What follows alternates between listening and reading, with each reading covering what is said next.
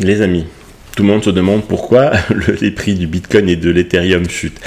Le marché crypto continue de souffrir alors que les traders réévaluent l'impact des tensions commerciales sur l'économie mondiale et du décret de Donald Trump sur la réserve de Bitcoin.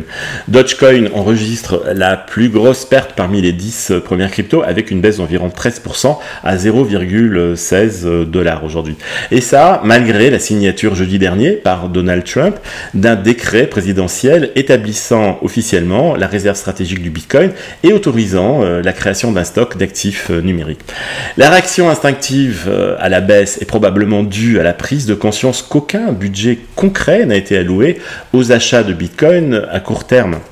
Alors en effet les gars, le décret charge les secrétaires au Trésor et au commerce de développer des stratégies budgétaires neutres pour acquérir du Bitcoin supplémentaire, mais il ne prévoit pas d'utiliser des fonds publics pour des achats directs. Pourtant, certains analystes du secteur considèrent cette décision comme une avancée majeure pour l'adoption institutionnelle du Bitcoin.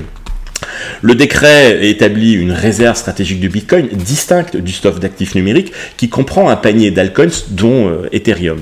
Cette réserve devrait être alimentée par des Bitcoins saisis dans le cadre de confiscations criminelles et civiles, bien qu'il soit encore incertain combien seront réellement alloués. Les portefeuilles du gouvernement américain détiennent environ 198 000 bitcoins, soit environ 16,1 milliards de dollars au prix actuel.